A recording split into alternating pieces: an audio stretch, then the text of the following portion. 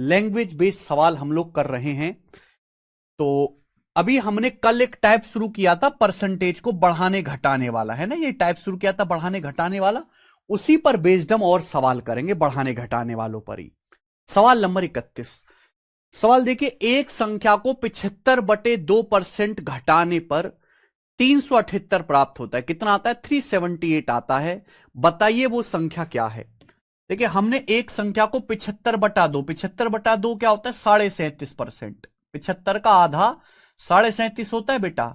अगर हम एक संख्या को 37.5% घटाते हैं, 37.5% की फ्रैक्शन वैल्यू क्या होती है? 12.5% 1/8, 37.5% 3/8। अब मेरी बात को सुनना सब लोग। अगर किसी संख्या की इनिशियल वैल्यू 8 यूनिट है और हमने संख्या को 37.5% 3 घटाया, हमने संख्या को 8 था, 8 का 37.5% होता है 3, 8 में से 3 घटाया तो संख्या की वैल्यू कितनी हो जाएगी? 5।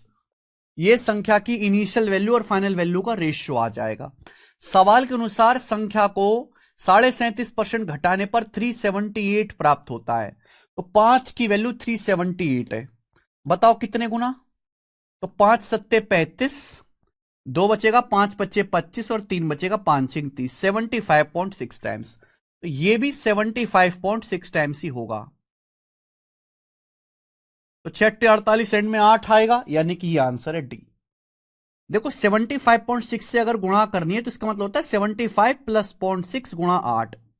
75 अट्ठे 600, 75 चौका 300, 75 अट्ठे 600 और ये 4.8, 600 और 4.8, 604.8।